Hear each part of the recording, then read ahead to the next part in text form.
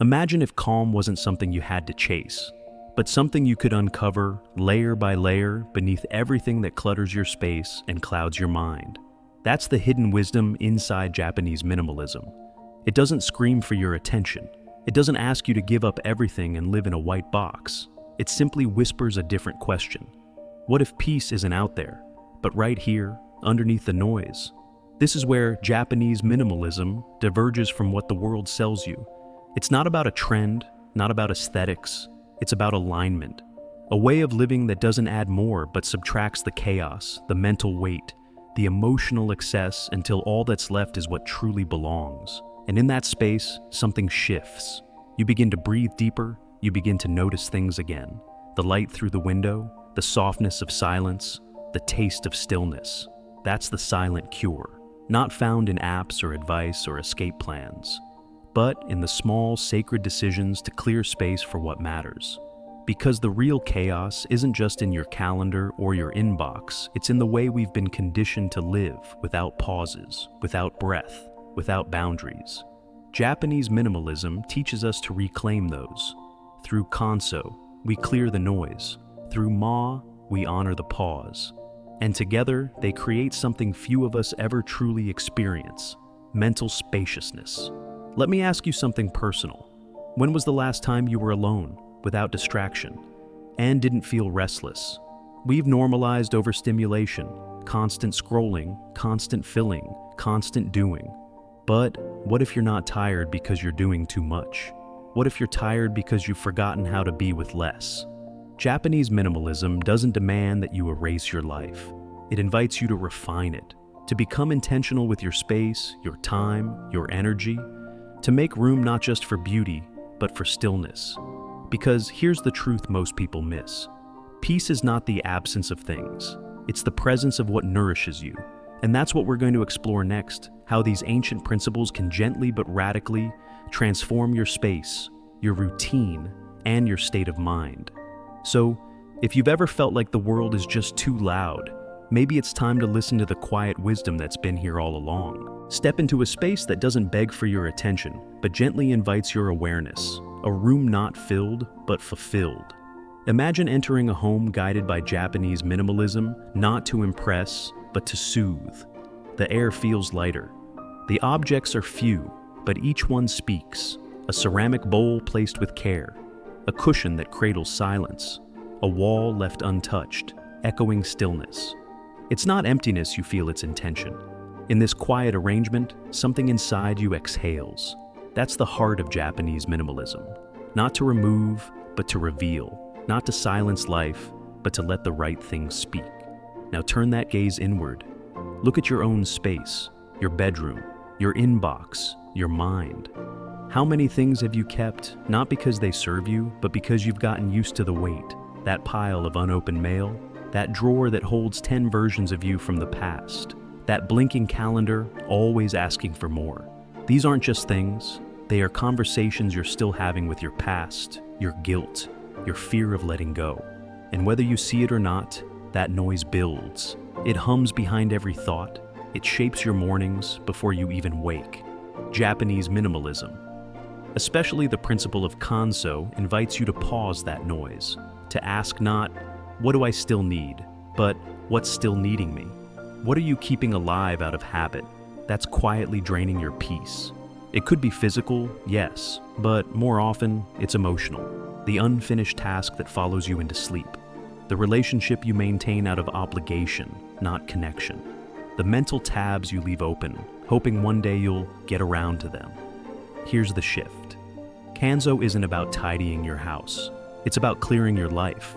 It's a philosophy of gentle subtraction, of choosing stillness over stimulation and meaning over more. It's the courage to say, this is enough, not just with your things, but with your thoughts, your time, your energy. And this doesn't need to be a grand gesture. In fact, it works best when it's small, simple, personal. Maybe today you let go of that gift you kept out of guilt, or the plan that no longer excites you, or that version of yourself you no longer need to perform. Then pause. Feel what remains. That breath of relief, that's clarity arriving. Because when you remove what distracts you, what truly matters has a chance to rise. That's what Japanese minimalism understands so deeply.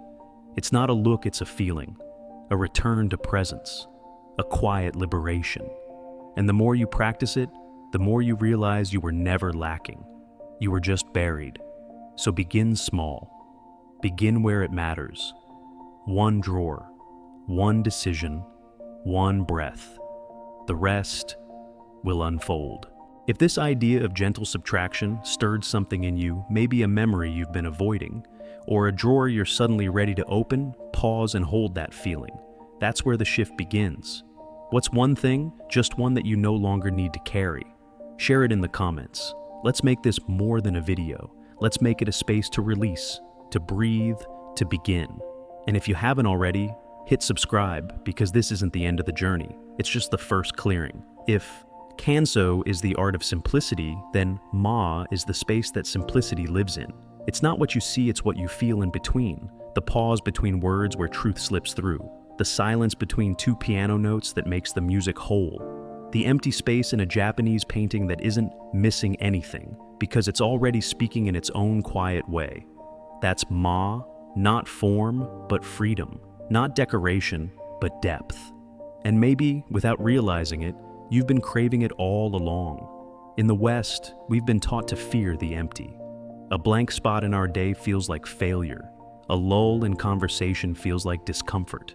A wall without photos or shelves, unfinished. So we fill everything, our homes, our time, our minds, until there's no room left for breath. We think productivity will save us, but all it does is steal our margins. We're so busy proving we're alive, we forget to actually feel it.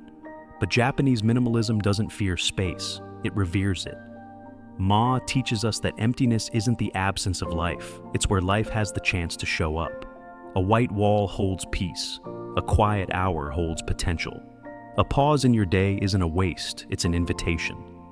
To be still, to return, to remember yourself. Now, let me ask you something honest. When was the last time your day had silence? Not just the absence of noise, but the presence of stillness. When was the last time you sat no phone, no plan, no background sound, and simply existed? If it's hard to recall, you're not alone. That's what life without Ma looks like. It's dense, loud, breathless. But here's the good news. You can invite it back. It could start with 10 minutes in the morning before the world asks anything of you. Or an empty corner in your home, no furniture, no distractions, just light and space and quiet. Maybe you block an hour in your week for nothing and let that nothing become sacred. That's how Ma begins. Not by doing more, but by doing less. So you can finally feel more. The space between your thoughts, the breath between your actions, the moment between the noise. That's where you are. That's where peace lives. And the only question left is, will you let it in? Today, give yourself permission to create a moment of Ma just one. Maybe you decline that extra meeting that pushes you past your limit. Maybe you let a text sit unread until you're truly ready to respond. Or maybe without apology, you step away from the noise and simply sit. No background music, no scrolling, no purpose other than presence. Protect that space like you would something sacred. Because in a world that constantly asks you to produce, perform, and prove, stillness is a radical act of self-respect. And within that stillness, something ancient stirs. Not productivity, not perfection, but presence, you. The real you beneath the noise. So, tell me in the comments, where could you invite just a little more space? A moment of pause, a breath, a beat between the doing. Your answer might become someone else's reminder to slow down too. And if this journey into Japanese minimalism is beginning to awaken something in you, don't forget to subscribe. We're just getting started. Because this is where it all connects. Kanso and Ma aren't about owning less stuff or creating a picture-perfect room. They're not about appearances, they're about experience. They are emotional practices, psychological tools, quiet revolutions that reshape how we move through life. Think of it like this. Kanso removes the weight. It says, "This I no longer need." It cuts through the clutter of thought, things, and time. Ma then enters to hold the space that remains. It says, "This stillness is mine." Together, they don't just tidy your room, they transform your inner world. And this isn't just spiritual theory, it's backed by science. Studies show that environments free of clutter lead to reduced cortisol levels, the hormone that fuels that constant low-grade anxiety we mistake for normal. Other research reveals that silence, real, intentional silence, slows your heart, lowers blood pressure, and improves memory and attention. This isn't about minimalism as a design trend. It's about creating internal spaciousness, a nervous system that finally softens, a life that no longer feels like a race you're losing. Because when you strip away the chaos visually, mentally, emotionally, something beautiful happens. You stop chasing peace, and you begin to feel it.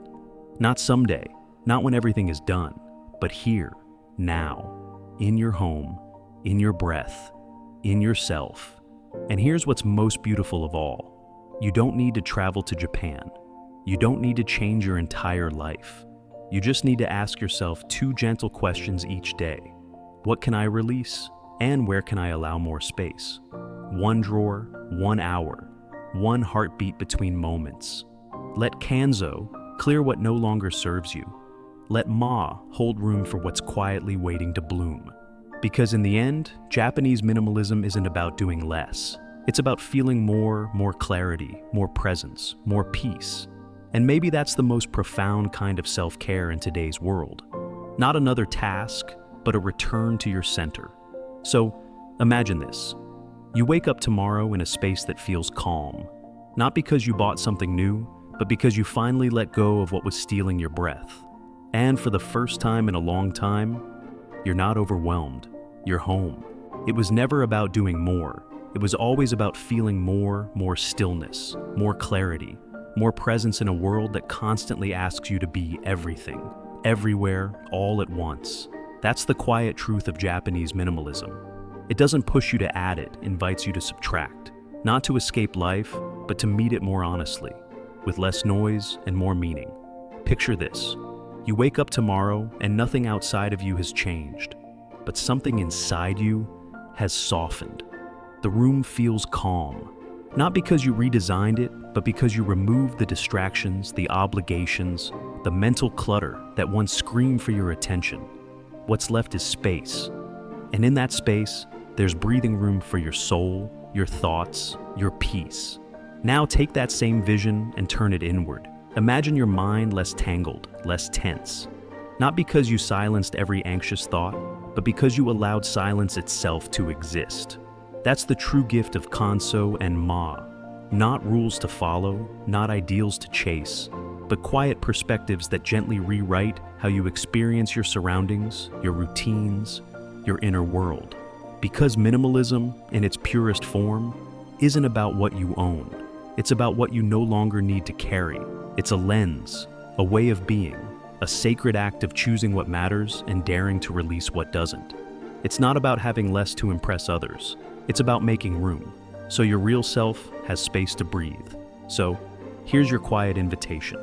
One final thought for tonight. Turn off the noise, just for 2 minutes. Dim the lights. Leave your phone behind. Sit somewhere simple, somewhere still. Let the quiet surround you like a soft ocean wave. Let your breath come without performance. And then ask gently, what can I release to reclaim my peace? You don't need all the answers. Even one whisper of clarity is enough. And that is the beginning. If this video gave you even a moment of stillness, or made you see your space, your pace, or your peace differently, share it with someone who might need that same breath of relief. And if your heart is telling you that this slow, intentional path is one you want to explore more deeply, subscribe. Because here, we don't just declutter homes. We create space for healing. We don't chase perfection. We honor presence. And your anxiety, it's not who you are. It's not permanent. It's not stronger than stillness. Because peace, it's closer than you think. Sometimes it's not found in doing anything at all. Sometimes it's just one breath of space away.